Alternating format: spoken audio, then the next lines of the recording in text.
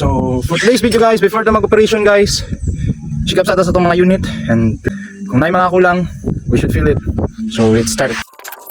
First of all, tapos naman ko ganina mag-wakaron check up. So dire na po to sa blow off. Una na to ang oil, kaya naman tatis babaw daan. So uga kay siya guys. So before ta mo proceed dito guys, ito na lang tubilan diretso. So tayo lugay dito siya. So tabo na. Tasok na. We open this one. So muna siya guys. Dire na siya makita. Muna siyang gauge. Muna siya.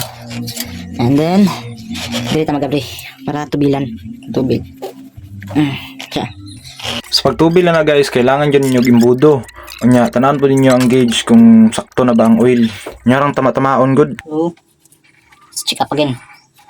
So, wala na siya makita. Then, ito ang trohon ng check up. Tax. Nana siya sa tunga. Sa tunga guys. So, ina naman siya sa tunga. Tama lang siya. Proceed na ta sa other.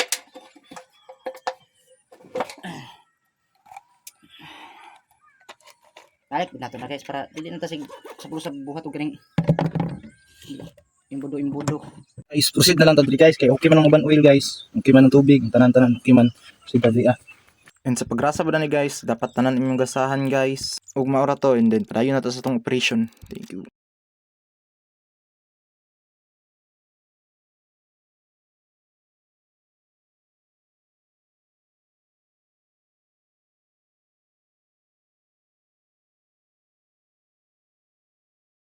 Amping sa atong unit.